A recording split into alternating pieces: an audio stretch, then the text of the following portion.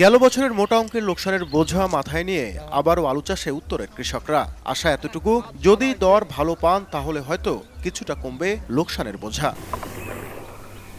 ভারসাম্যহীন বাজার ব্যবস্থাপনা, জলবায়ু পরিবর্তনের বিরূপ প্রভাব, বন্যা, দীর্ঘ খরার মতো প্রাকৃতিক দুর্যোগে সবচেয়ে বেশি ক্ষতিগ্রস্ত হচ্ছে দেশের কৃষি।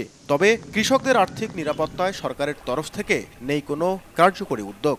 বড় বড় কলকারখানাগুলো পোড়া গেলে সরকার ওদেরকে টাকা দেয়, কিন্তু আমাদের কৃষকদের কোনো কিছুই দেয় না। আদ্রিয়া বন্যায় নষ্ট করছে, আদ্রিয়া পোকায় নষ্ট করছে।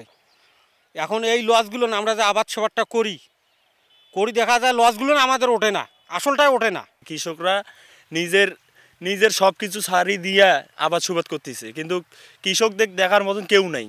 আর্থিক প্রতিষ্ঠান বিভাগ, বীমা উন্নয়ন ও নিয়ন্ত্রণ কর্তৃপক্ষ আইডিআরএ এর তথ্যমতে প্রতি বছর প্রাকৃতিক দুর্যোগে মোট উৎপাদনের 10 থেকে 20% পর্যন্ত ফসলহানি ঘটছে।